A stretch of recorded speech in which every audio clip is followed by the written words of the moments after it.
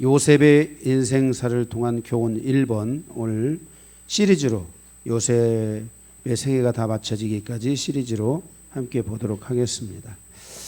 오늘은 요셉의 인생사를 통한 교훈 1번입니다.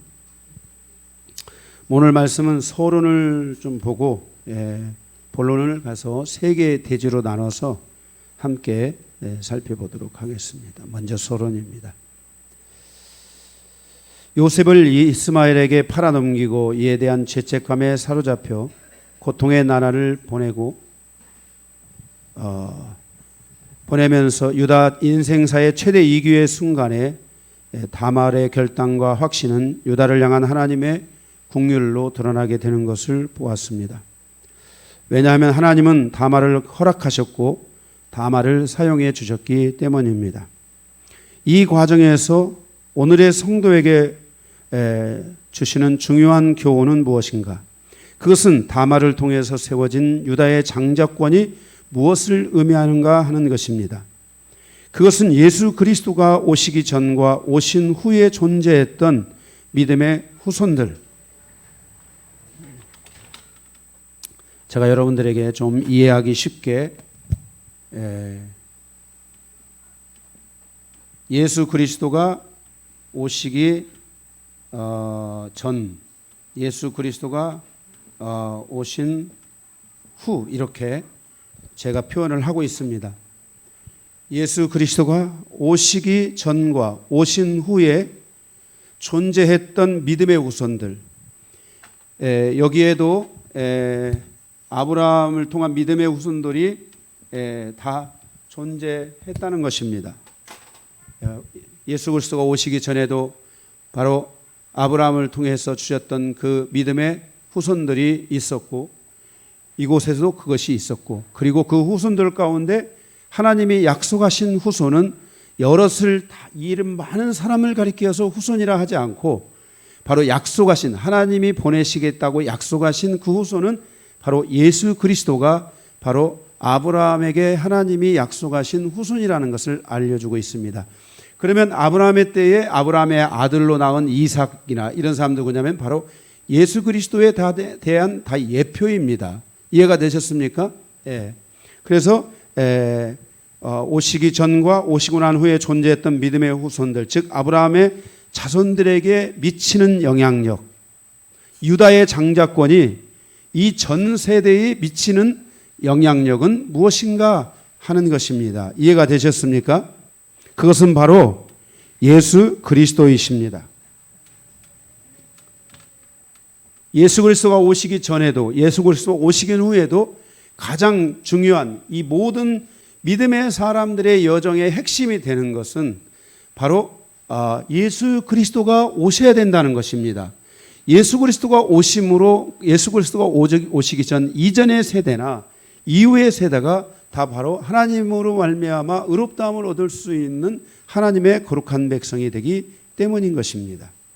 바로 다말은 그 예수 그리스도가 오시는 그 통로로 쓰임을 받았다는 것입니다.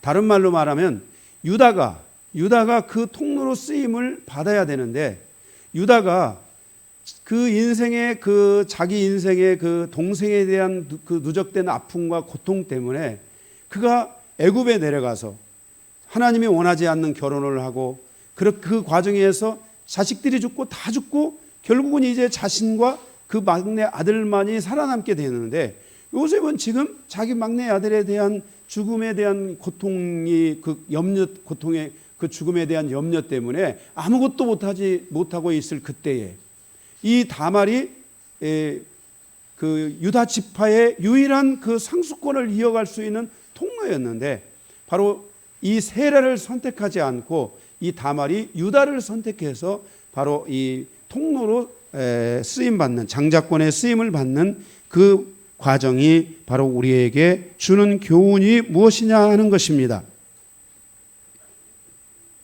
그것은 바로 예수 그리스도가 이 땅에 오시는 것이었습니다. 바로 다말은 그 통로로 사용되었다는 것입니다.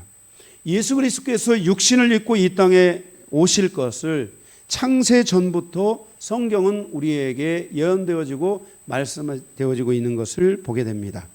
예수 그리스도께서 이 땅에 오시는 것은 아브라함을 통해서 약속했던 바로 믿음의 후손에 대한 완성을 이루는 것이었습니다. 그것은 하나님을 믿음으로 말미암아 의롭다함을 얻는 것입니다. 로마서 1장 17절에 보면 바로 그 믿음은 하나님을 믿음으로 사람의 마음에 믿음이 들어오고, 갈라디아서 3장 20절의 말씀처럼 믿음으로 말미암아 그리스도 예수 안에서 의롭다함을 얻고 하나님의 자녀가 되었습니다. 그러므로 히브리서 10장 38절에 의롭다함을 얻은, 예수 그리스도를 믿음으로 말미암아 하나님을 믿음으로 말미암아 의롭다함을 얻은 바로 우리가 믿음의 삶을 살 수 있도록 길을 열어줬는데, 바로 그 완성을 그리스도가 이루셨고, 그 완성을 이루실 그리스도를 보내는 통로로 바로 다말이 사용되었다는 것을 우리에게 말씀하여 주고 있는 것입니다. 성경은 나로 하여금 믿음으로 사는 길이 무엇인지를 가르쳐 주고 있으며, 성령은 나로 믿음의 선택을 할 수 있도록 감동하여 주십니다. 원래 우리는 하나님과 원수되었고 저주받은 영혼이었지만, 하나님께서 예수 그리스도를 통해서 우리를 구원하시고, 로마서 8장 15절에서 17절의 말씀처럼 성령을 통해서 우리 마음에 양자의 영을 부어주심으로 우리가 하나님을 아바 아버지라 부를 수 있게 하셨습니다. 그리고 성령이 친히 우리 영으로 더불어 우리가 하나님을 아버지라 부르고, 하나님은 하나님은 우리를 자녀로 부르시는 그 일을 바로 증거해 주시고 있는 것을 보게 됩니다. 그리고 우리도 그리스도 예수 안에서, 그리스도가 하나님의 상속자인 것처럼 우리도 그리스도 예수 안에서 바로 상속자가 되게 하심으로 믿음에 필요한, 믿음에 따른, 믿음에 의한 모든 것들을 우리가 상속받을 수 있도록 하셨다는 것을 성경은 말씀하고 있는 것입니다. 이것이 다말 사건이 우리에게 미친 영향력이었습니다.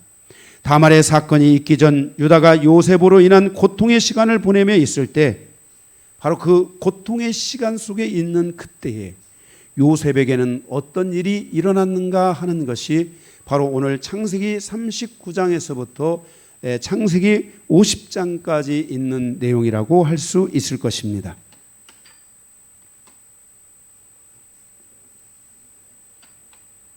이해가 되셨습니까? 창세기 38장이 유다의 인생사의 약 한 50년에 대한 것들이라고 말씀드렸죠. 그리고 나서 이제 요셉이 그 뒤에 팔리고 나서 요셉의 인생사의 그 부분들을 창세기 39장에서부터 50장까지 설명해주고 있는 내용들이라고 할 수 있겠습니다. 요셉의 인생사가 바로 나머지 부분에 설명되고 있는 것입니다. 창세기의 남은 강해를 통해 요셉의 인생사를 통해서 주시는 교훈은 무엇인가? 유다가 방황하고 있던 그 시대에 하나님은 요셉을 어떻게 인도하셨나 하는 것을 우리가 함께 살펴보며 은혜 받기를 원합니다. 자, 오늘 우리는 그래서 세 개의 대지로, 오늘 39장을 세 개의 대지로 나눠서 보도록 하겠습니다. 첫 번째는 요셉에게 찾아온 하나님의 축복을 보도록 하겠습니다.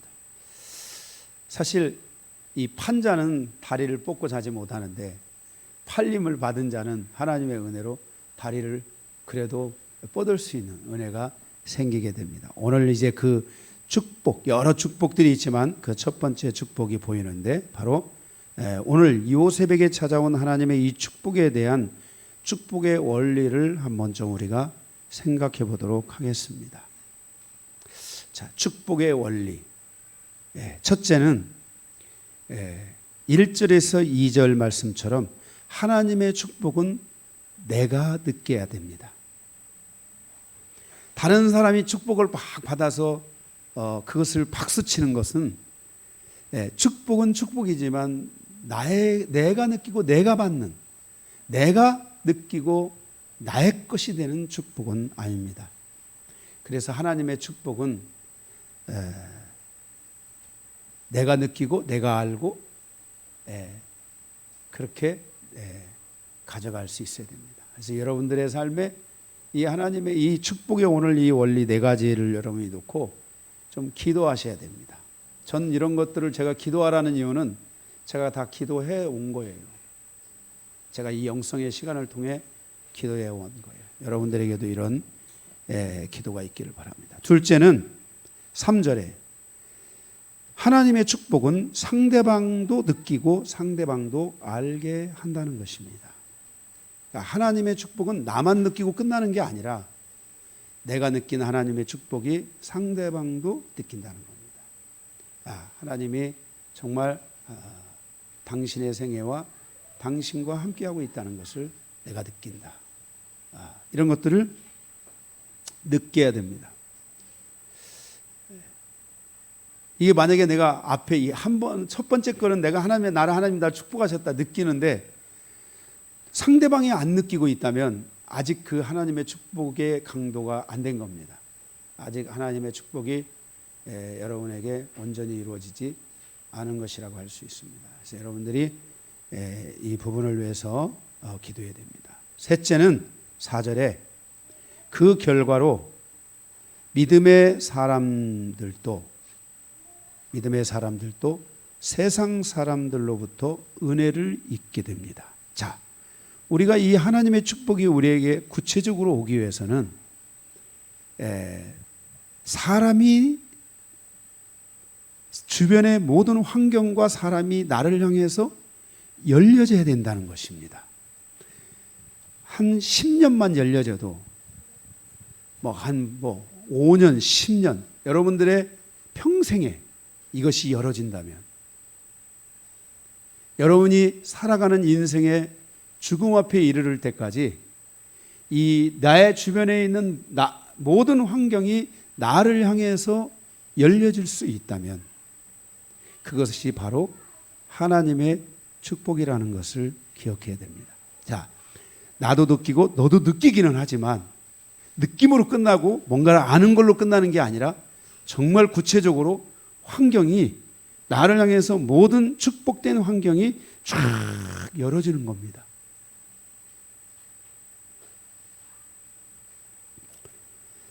네 번째는 이것은 바로 세 번째는 하나님이 사람들을 사용하신다는 겁니다. 믿든 믿지 않든 관계없습니다. 우리는 너무 우리가 그동안 이 한국 교회 안에서 고정관념적으로 박혀 있는 게 뭐냐면은 이원론의 신앙이 너무 많이 뿌리가 깊이 내려져 있어가지고 하나님은 믿는 사람들 안에서만 역사한다고 생각하는 잘못된 착각을 가지고 있습니다. 그런데 그렇지 않습니다. 그 사람이 믿든 믿지 않든 하나님의 축복은 주변에서 다 이렇게 역사가 되는 것이에요. 제가 이 교회를 2번 건축을 했지만 첫 번째 제가 교회 건축을 할 때 믿는 사람들만 헌금한 게 아니에요. 믿지 않는 사람들도 헌금을 다 해줘가지고 교회가 지어졌어요. 그래서 제가 이번에 갔다 왔잖아요. 장례식 때문에. 그 집사님 한 분이 그렇더라고요. 목사님 그때 교회 종탑해주고 한 그 분이 죽었다고. 네. 친구인데 그 집사님 친구인데 죽었다고. 그래서 마음이 아프더라고요. 오래오래 살고 잘 살아야 되는데 그 소식을 들으니까. 그런데 어쨌든 이렇게 하나님의 축복은 우리가 이 하나님은 믿는 자나 믿지 않는 자에 대한 동일하게 역사하시는 하나님이라는 것을 알아야 돼요. 하나님의 그 역사의 기준은 제가 이미 모세 오경을 통해서 여러분에게 다 말씀을 드렸고 선지서를 통해서 그 모세 오경을 통해 말씀하신 내용들을 제가 여러분들에게 다 그것을 시대적으로 다 풀어드렸어요. 하나님은 믿는 자에게만 말씀하는 게 아니라 누구에게도 말씀하신다? 믿지 않는 자에게도 보이지 않는 여러 상황과 환경을 통해 다 말씀을 하고 있어요. 그런데 그 어떤 사람은 그것을 받아들이는 사람이 있고 어떤 사람은 못 받아들이고 있을 차이예요. 그 결과는 본인이 져야 되는 거예요. 어쨌든 바로 하나님들이 세 번째 축복은 하나님들이 내 주변에 사람들을 나를 위해 사용하여 주시기 시작하고 나를 위해서 그들이 모든 그 통로를 열게 된다는 것을 여러분들이 기억하셔야 됩니다.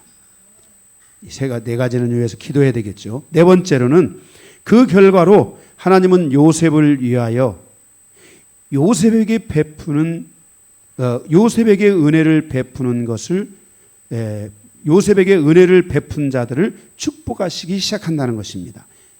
그래서 하나님의 축복이 믿는 사람에게만 임하는 게 아니라 요셉을 향하여 문을 열어준 사람들, 그 문을 세 번째에 해당하는 사람들에 대해서 하나님께서 그 요셉을 위해서, 나를 위해서, 우리를 위해서 하나님이 그 사람들을 축복해 주기 시작한다는 것입니다.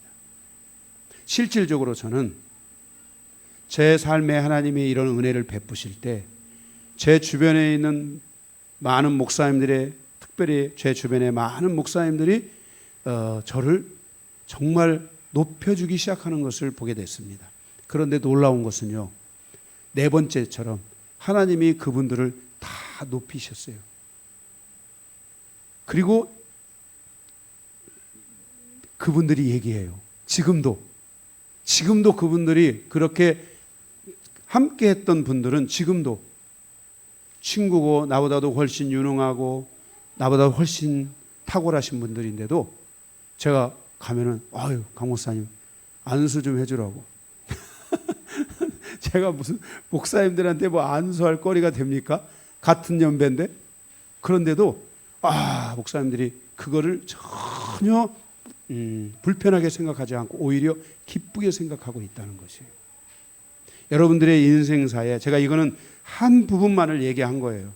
여러분의 인생사에 이 축복의 네 가지 원리, 이게 여러분에게 꼭 이루어지기를 기도하시기 바랍니다. 땅에 대한 축복은 이른 비와 늦은 비의 축복이 있습니다. 전반기의 축복과 후반기의 축복이 있다는 것입니다. 성도가 한 해를 살아가는 과정에서 하나님께 항상 집중해야 하는 것은 전반기의 축복과 후반기의 축복이 항상 우리의 인생사와 가정사와 민족사에 머물 수 있도록 해야 하기 때문입니다. 하나님의 축복은 하늘로부터 오는 보호이며 하늘을 열어서 우리가 살아가는 땅의 묶임을 풀어주고 땅이 잘 되도록 역사해주는 은혜인 것입니다. 땅은 항상 많은 공격이 있습니다.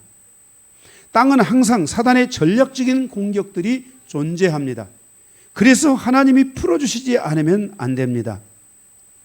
따라서 사단의 전략으로부터 우리의 땅이 보호를 받고 땅의 묶임이 풀어져야만 하는 것입니다. 그 통로가 하나님께서 우리가 살아가는 땅과 함께 해주시는 은혜인 것입니다.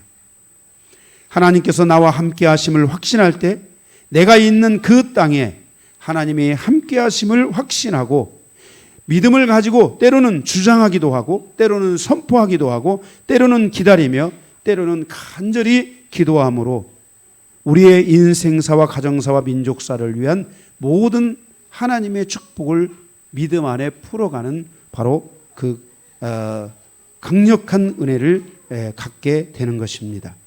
하나님의 축복은 때로는 아무 일도 일어나지 않는 것 같을 때도 있지만 그 결과는 아무 일도 일어나지 않은 게 아니라 항상 하나님의 풍성하신 은혜로 채워져 가고 있으며 그 다음에 그리고 그 다음에를 이어가게 하는 놀라운 축복이라는 것을 알아야 합니다. 마치 하나님의 축복은 한 번의 시즌으로 끝나는 것이 아니라 계속되는 하나님의 축복의 여정이 우리 안에 만들어져 가야 되는 것입니다. 그 과정에서 첫째로 아까 말씀을 드렸죠. 내가 하나님의 축복을 느끼고, 둘째로 상대방도 하나님의 축복을 느끼며, 셋째로 주변에 있는 사람들로부터 은혜를 얻게 하고, 넷째 나에게 은혜를 베푼 사람들의 땅에 하나님의 축복이 미치는 놀라운 결과를 가져다 주게 된다는 것입니다. 그것이 민족사라면, 다시 말해서 그것이 우리의 일터라면, 일터가 나를 축복해주고 일터가 나를 세워준다는 것입니다. 우리 성도들은 솔직히 제가 만났을 때 처음 성도들은 다 평사원이었지만 지금은 다 부장급으로 다 승진해 있습니다. 여기 이제 얼마 안 지나서 또 우리 여기 누가 또 부장으로 저는 승진할 거라고, 내년 정도는 승진할 거라고 믿지만은 최고의 회사에서 부장 정도 승급하면은 지금 잘하는 거죠. 거기서 조금만 더 가면 이사까지 갈 수만 있다면은 저는 뭐 정말 인생사에 대박 치는 거라고 생각합니다. 제가 표현을 너무 아니 그렇사옵니까?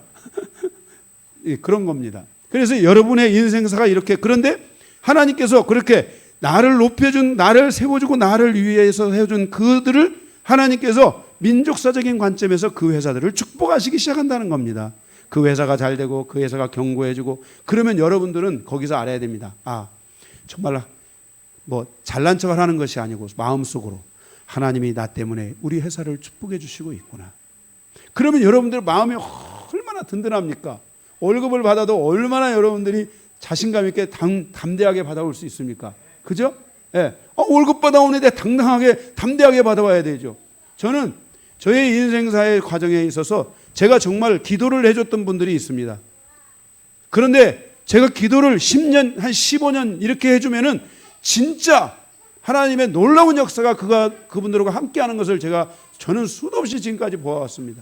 그래서 그분들이 저에게 만약에 혹시라도 뭐 용돈 준다, 그러면 제가 이거 뭐 어쩔 수 없이, 이게 아닙니다. 저는 받아올 때 제가 또 누가 용돈 주면은 그런 사람들이나 용돈 주잖아요. 그러면 당연하게 주는 거, 속으로, 마음속으로. 겉으로 내가 표현은 안 해도 해야죠. 왜? 저에게 왜냐하면 저는 그 기도 안에서 그것을 통해 뭘 하나님을 믿냐면은 그 다음에 계속된 하나님의 역사가 그의 인생사 안에서 풀어질 것을 제가 믿기 때문에, 그걸 확신하기 때문에 제가 그런 거에 대한 제 마음속 안에 그 몇 푼 받는 것 때문에 막 굽실거리고 제가 어쩔 수 없고, 저는 그렇게 살지 않습니다. 예. 저는 그래서 하나님 앞에 어떻게 보면 굉장히 전 담대한 종 중에 한 사람이에요. 제가 사람 앞에서는 제가 이렇게 담대하지 않지만은 저는 하나님 앞에서 또 이 마귀 새끼들 앞에서는 제가 좀 담대한 편에 속하는 종입니다. 예. 여러분들이 이런 축복의 원리를 알고 인생을 잘 살아가시기를 바라며, 이런 원리가 교회를 통해서 우리 민족사회, 다시 말해서 교회를 통해서 우리 성도들의 가정과 일터위에, 그리고 더 나아가서 이 파워가 조금만 여러분들이 좀 더 집중하게 되고 정말 여러분들이 하나님이 원하는 아브라함과 같은 믿음의 그 존재로서 성장하면 된다면, 그것은 여러분의 권속들에게까지, 그리고 여러분들이 누구를 위해서 기도하든 그 나라 그 민족을 위해서 기도하든 뭘 위해서 기도하든 그 영향력이 거기까지 여러분의 기도를 통해 그 영향력이 미치게 될 것을 저는 믿어 의심치 않고 확신하고 있어요. 그래서 여러분들이 이런 믿음의 영향력들이, 축복의 영향력들이 이렇게 풀어져야 된다. 오늘 이 축복의 4가지 원리, 여러분들이 이것을 잘 가지고 여러분들이 여기에 대해서 계속 기도하고, 그를 위해서 여러분 이렇게 기도하다가 보면 여러분들이 벌써 직장 생활하는 사람은 그 회사를 위해서 기도를 하지 않을 수가 없어요. 이 4가지 원리 안에 이게 다 들어가게 돼 있어요. 네. 할렐루야. 자, 2번째, 요셉에게 찾아온 인생사의 최대 위기, 6절에서 19절입니다. 인생사는 항상 좋은 일만 있는 것이 아닙니다. 축복만 있는 것이 아니라 위기도 함께 찾아옵니다. 그래서 그 위기의 순간을 잘 넘어갈 수 있어야 합니다.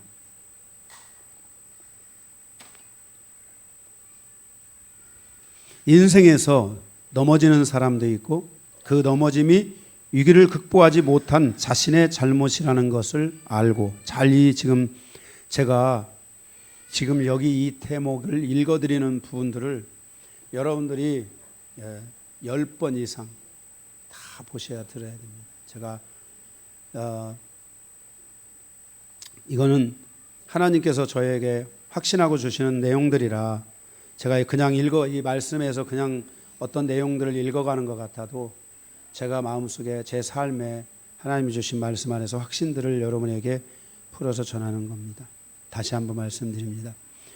인생에서 넘어지는 사람도 그 넘어짐이 위기를 극복하지 못한 자신의 잘못이라는 것을 알고, 인생에서 승리하는 사람도 그 승리가 자신에게 찾아온 위기를 잘 극복한 결과라는 것을 압니다. 다시 말해서 모든 사람에게 찾아온 위기는 그 위기를 모르고 실패하는 경우가 없다는 것입니다.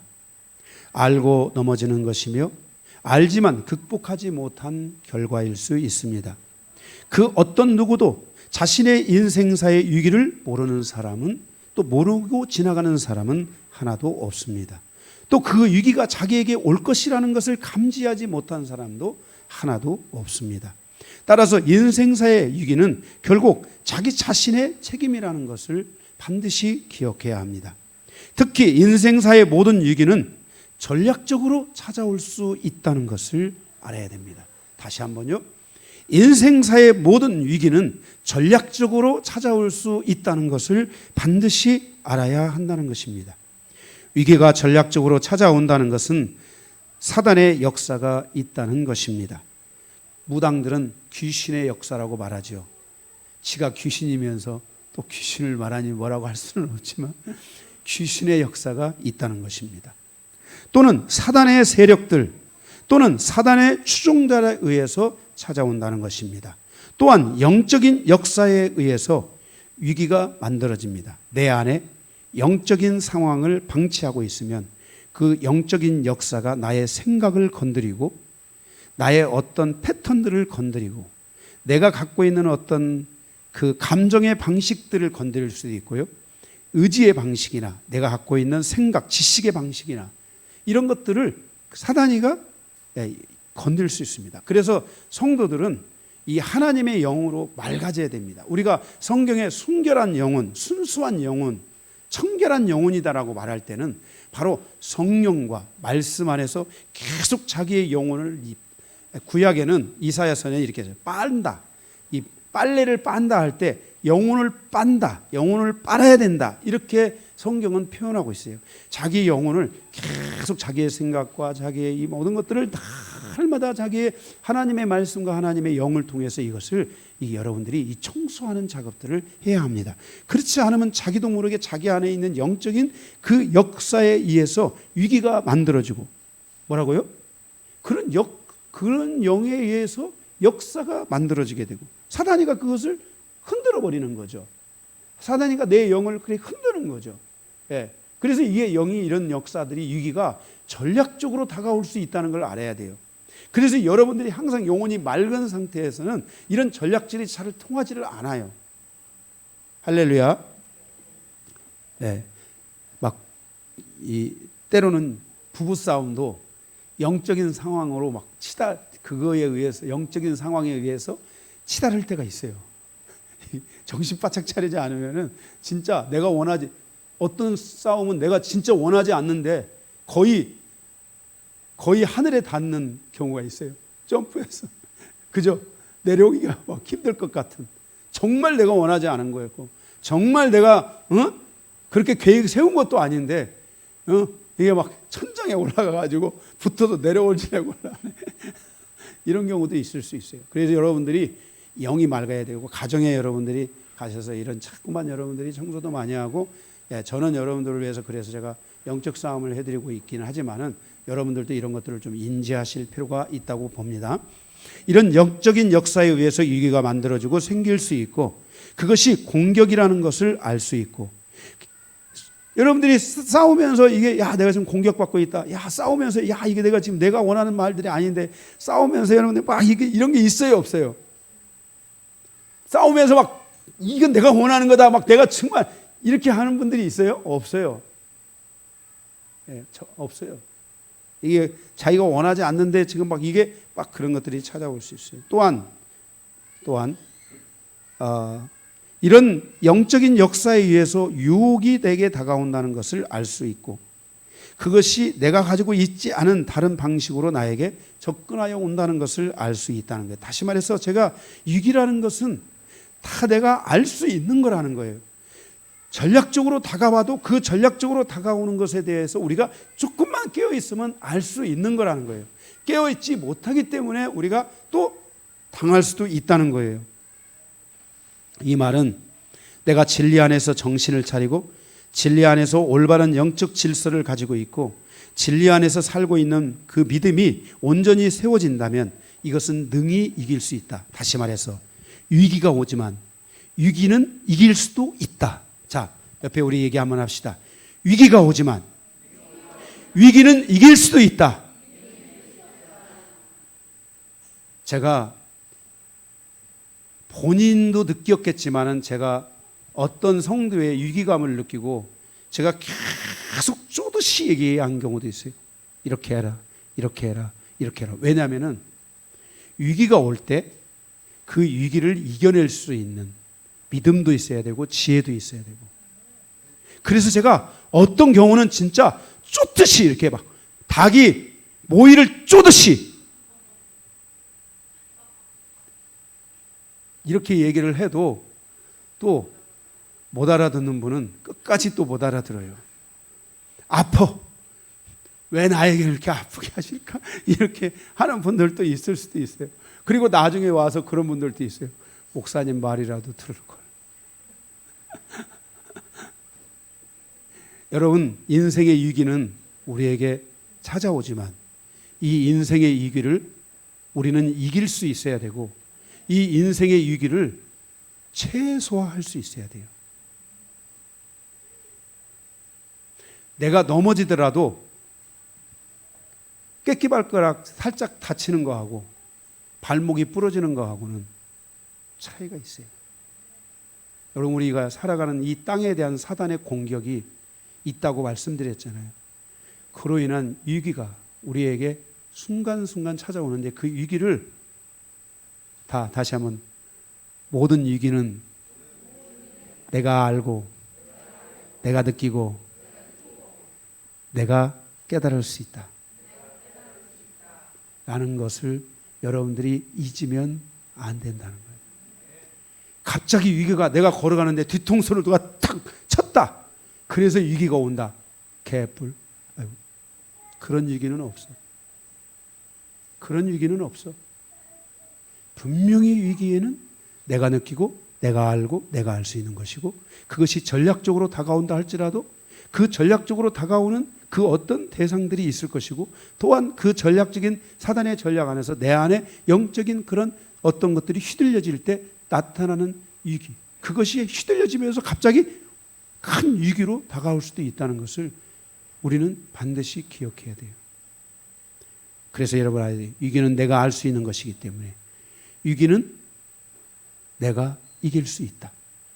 위기는 그 위기를 최소화시킬 수 있다라는 것을 여러분들이 반드시 기억하고 이 위기를 이겨내는 은혜가 여러분들에게 있으시기 바랍니다. 지금 요셉을 보세요.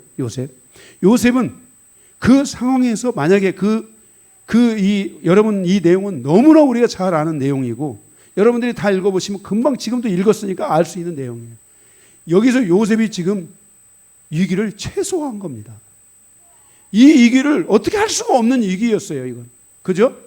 그러나 요셉은 하나님의 말씀과 진리 안에 있었기 때문에. 그래서 요셉이 뭐라고 말했어요? 내가 내 주인에게 어찌 죄를 지으리오?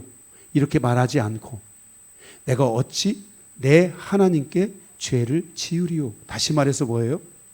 주인보다 더 우리를 눈동자같이 살피는 하나님이 계신다는 사실을 생각하면서 이 요셉은 이 위기를 자기가 느끼고 자기가 지금 계속 요셉이 계속 다가오는데 요셉이 계속 거절하고 있잖아요. 그죠? 다 아는 거예요. 모르는 게 아니에요. 이거는 여자 문제만이 아니에요. 모든 인생의 문제, 돈 문제, 인생의 많은 여러 가지 문제들, 권력의 문제든 무엇이든 그것이 자녀의 문제든 무엇이든 다 우리가 알 수 있는 거예요.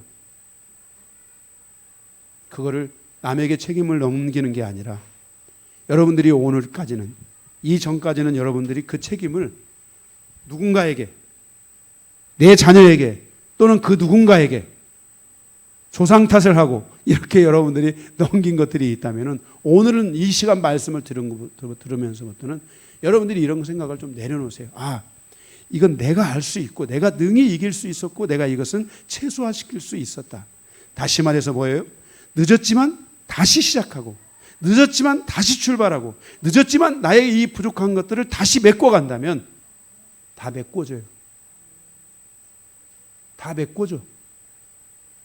다 메꿔져요? 안 메꿔져요? 다 메꿔져요. 새로 시작해야 돼요. 다시 한번 하나님 앞에 그 위기의 순간을 뛰어넘고 그 위기 때문에 폭망하는 것이 아니라 그 위기를 이겨내고 이제 다시 뭔가 갈 수 있는 깃들들을 다 마련해야 돼요. 그래서 여러분들이 다 아는 거였기 때문에 이제부터는 여러분들이 위기를 능히 이길 수 있다는 것을 여러분들이 다시 한번 확신해야 돼요. 나는 이길 수 있다. 다시 한번 합시다. 자, 가슴에 손을 얹고 나는 이길 수 있다. 힘들면 위기의 피해를 최소화하라. 할렐루야. 네, 최소화할 수 있어야 돼요. 이길 수 있어요. 네.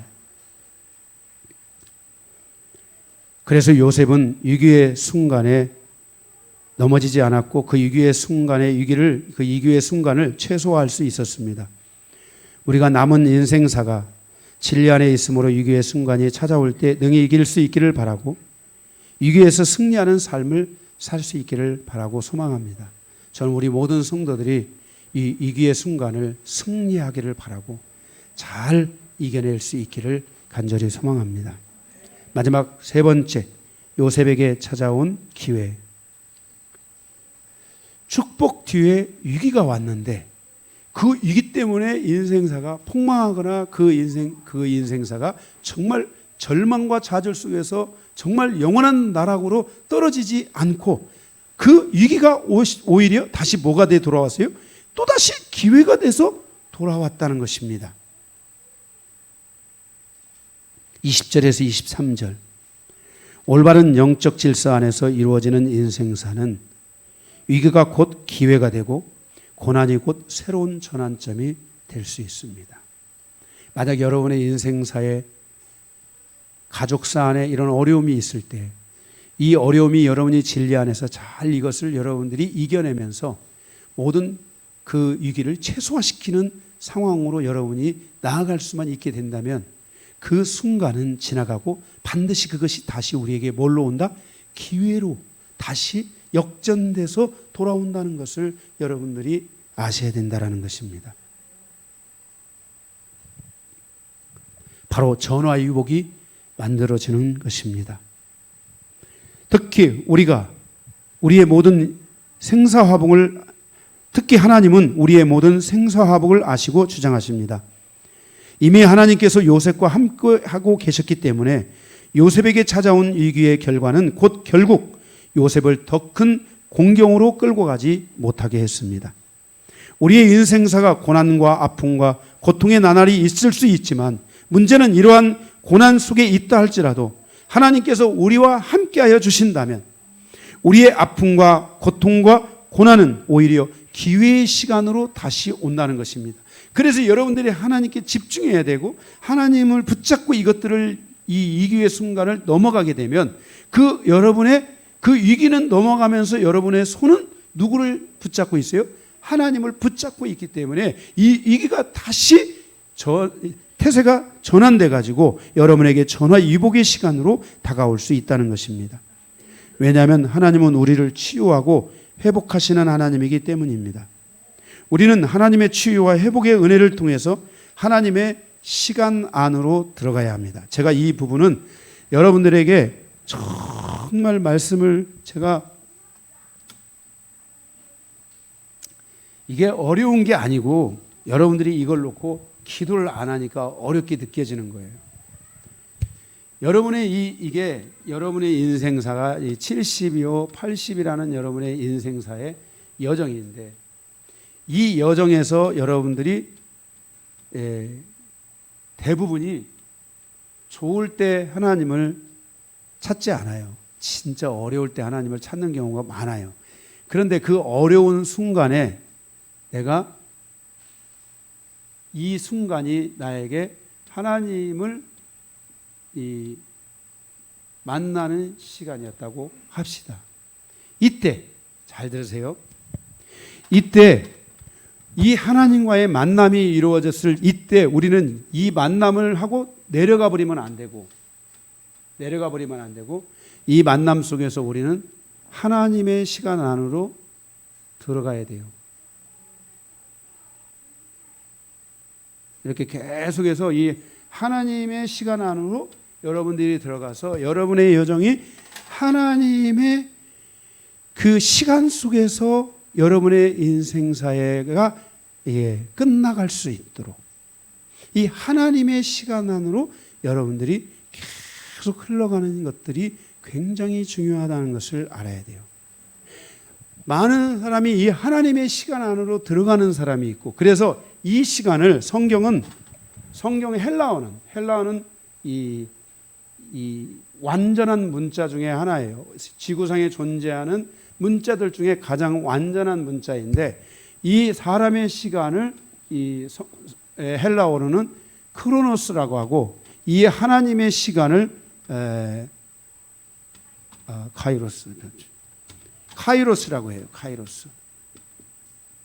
그래서 우리가 신앙생활을 통해서 성도는 크로노스의 인생으로 사는 게 아니라 카이로스의 인생으로 사는, 그래서 하나님의 때를 향해서 가고 하나님의 뜻을 향해서 가고 하나님이 원하는 것을 향해서 가고 하나님의 말씀에 의해서 가고 하나님의 여정에 의해서 가는 이 인생을 여러분들이 산다면, 여러분의 인생에서 이 크로노스로 사는 인생보다도 이 카이로스로 사는 인생은 훨씬 더 큰 행복과 훨씬 더 큰 은혜를 여러분들이 경험하며 살아가게 한다는 것을 기억해야 돼요. 여러분들의 삶에 이 은혜가 꼭 있어지기를. 그래서 치유와 회복으로 다가오시는 하나님, 마음을 치유하실 때 하나님의 시간으로 싹 들어가야 돼요. 하나님, 나는 내가 당신의 말씀을 듣고 하나님이 나를 사랑하신다는 것을 내가 믿습니다. 하나님을 내가 믿습니다. 나는 이제 하나님과 함께 가겠습니다 하면서 여러분들이 하나님의 시간 안으로 여러분의 의지와 생각과 감정이 확 들어가 버려야 돼요.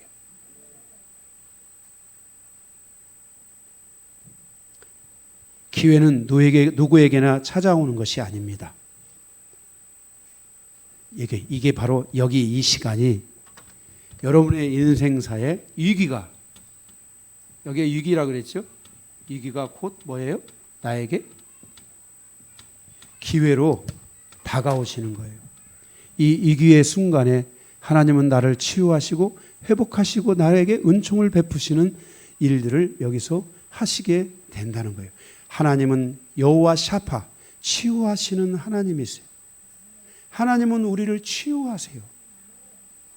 예수 그리스도가 이 땅에 오신 것은 우리에게 희년을 선포해 주기 위해서 오신 것이에요.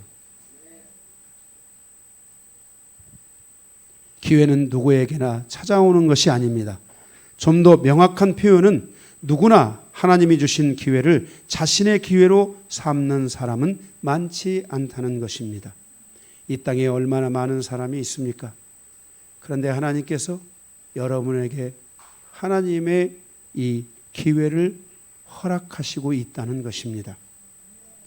믿음이 부족하든 집중력이 부족하든 하나님이 주신 기회를 놓치는 사람들이 많습니다. 그것은 곧 고난으로 보내면서 끝내는 사람들이 많다는 것입니다. 어떻게 해야 고난을 기회로 잡아갈 수 있습니까? 어떻게 해야 위기를 기회로 만들어갈 수 있습니까? 성도는 하나님이 주신 기회를 잡을 수 있어야 합니다. 하나님이 주시는 이 기회는 하나님의 계시입니다. 이거 좀 어려워서 제가 화이트보드를 지금 안 쓰려가도 계속 쓰는 거예요. 여러분들이 좀 어렵게 느낄 수 있는데 하나도 어렵지 않은데,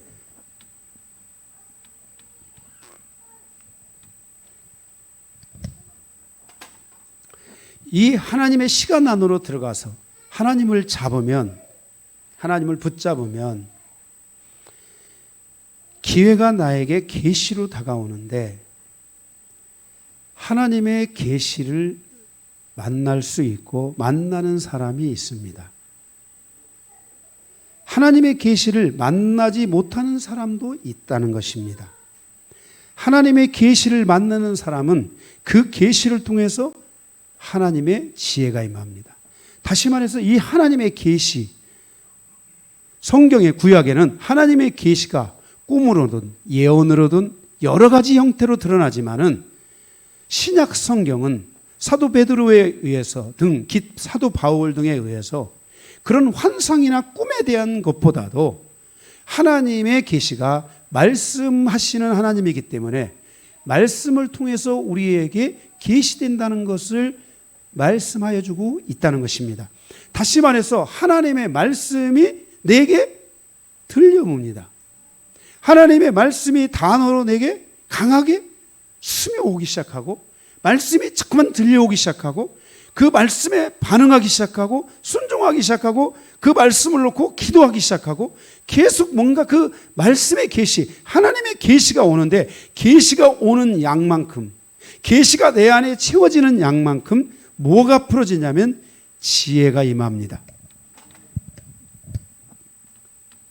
이 지혜가 올 때 이 지혜는 다른 말로는 삶이 나타난다는 겁니다. 삶에 나타난다. 내가 하나님의 말씀에 계시가 오면은 내 삶이 이쪽으로 가야 돼요.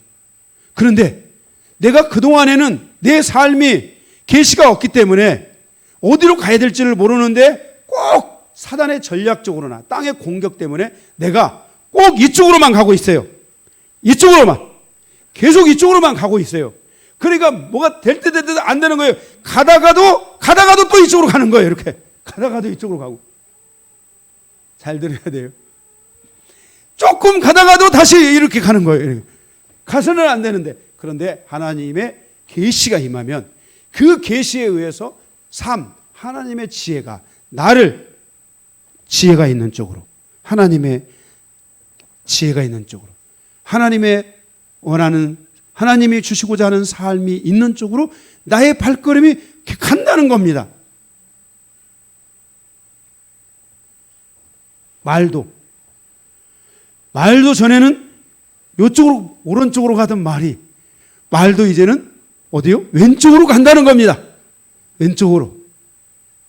모든 게 이렇게 하나님의 계시에 의해서 지혜가 임하게 되고 지혜가 나타나기 시작한다는 것입니다. 하나님의 지혜를 통해서 그 인생사를 기도와 결단과 순종과 돌파를 통해서 자신과 가정과 일터를 변화시키고 하나님이 주시는 축복으로 채워가게 된다는 것입니다. 자신의 인생에서 하나님께서 나로 태어나기 전부터 나를 부르셨다는 것을 깨닫는 것은 그 하나님을 바로 만나는 것. 나를 창세전부터 불렀다. 정말 하나님은 나를 태어나기 전부터 불렀다. 내가 이렇게 타락되고 내가 이렇게 엉망진창으로 살고 아픔과 상처로 살고 인생의 묶임으로 살고 저주받은 인생으로 살았는데도 불구하고 그가 오늘 하나님을 만났는데 이 순간에 그가 깨닫기를 하나님이 나를 창세전부터 나를 불렀다. 이 사실을 깨닫는 것은 하나님의 가장 중요한 계시를 알게 되는 것입니다. 이것을 깨달은 사람은 이때부터 하나님의 소리가 들려오는 겁니다. 하나님의 계시가 들려오는 겁니다. 거기에 성령의 감동까지 더해지면 그 사람은 계속 하나님의 계시에 의해서 살아가는 인생이 되게 된다는 것을 말씀하고 있습니다. 여기서 영적인 집중력이 생기게 되고 믿음의 불이 일어나기 시작합니다. 인생사의 시간이 태어나면서부터 죽음까지 70에서 80인데 그 인생의 화살은 장소의 화살처럼 지나나간다고 성경은 말씀하고 있습니다. 그중 가장 중요한 타임에, 그중 가장 중요한 이 타임에 하나님의 계시를 잡은 사람은 하나님께 대한 집중력과 믿음의 불을 가지게 된다는 것을 기억해야 합니다. 요셉은 감옥에 갇혔고 하나님을 원망하지 않았고 형들을 원망하지 않았고 보디발 장군의 아내를 원망하지 않고 요셉은 바로 나를 부르시고 창세전부터 나를 있게 하신 그 하나님께 집중했어. 있었습니다. 요셉은 하나님의 계시를 붙잡았기에 그는 감옥에 있었지만 원망과 불평과 그 안에 쓴 잔을 되새기는 것이 아니라 오히려 하나님께 대한 집중력과 믿음의 불을 가질 수 있었습니다. 이러한 집중력과 믿음의 불은 감옥 안에서 많은 사람에게 하나님의 권능을 증거하게 하였고, 위기의 순간에 하나님께 대한 집중력과 믿음의 불이 바로 하나님의 권능을 통해 다른 사람들의 심령을 두드리기 시작했고, 그들이 나에게 축복의 대상으로 다가오는 놀라운 역사들이 다시 재현되고 만들어지게 되는 것을 볼 수 있습니다. 위기의 순간에 하나님께 대한 집중력과 믿음의 불이 없이는 하나님의 권능을 드러낼 수 없습니다. 위기의 순간에 요셉은 하나님께 대한 집중력과 믿음의 불을 통해서 감옥 안에서 많은 사람에게 하나님의 권능을 증거하기 시작하는데, 그리고 그들을 통해서 요셉의 기회는 점점 더 크게 만들어지기 시작했고, 요셉은 거기서 오히려 새로운 하나님의 세계가 열리는 놀라운 하나님의 지혜를 경험하기 시작했다는 것입니다. 요셉에게 찾아온 위기는 곧 요셉에게 기회의 시간이 되어 돌아왔습니다. 우리도 고난과 위기를 기회의 시간으로 만들어가며 돌파하는 성도들이 되셔야 될 줄로 믿습니다. 오늘 요셉의 삶에 찾아온 요셉에게 온 하나님의 축복, 인생은 축복만 있는 것이 아니라 위기도 오는데, 그 위기의 순간은 나도 알고 하나님도 알고 다른 사람은 몰라도 나는 다 알 수 있는 것들인데, 그래서 등이 위기를 극복할 수 있고 그 위기를 최소화해야 되는데, 바로 그 위기의 순간을 잘 극복한 그 요셉의 인생사에 찾아온 그 하나님과의 새로운 만남의 이 시간이 그에게 뭐예요? 기회가 왔고, 그 기회를 통해 하나님의 계시가 임하고, 그 계시를 통해 그는 하나님의 지혜와 삶을 얻어내서 그의 인생에 하나님의 놀라운 영광을 드러내는 모습을 우리는 보았습니다. 여러분의 인생사에 이 요셉을 통해서 주시는 첫 번째 이 메시지가 여러분의 인생사에 축복을 열고, 여러분의 인생사에 내가 어떤 관점에서 인생을 살아가야 될지에 대한 이정표가 되는 그런 놀라운 권능의 말씀이 되시기를 주님의 이름으로 축복합니다. 말씀을 마치겠습니다.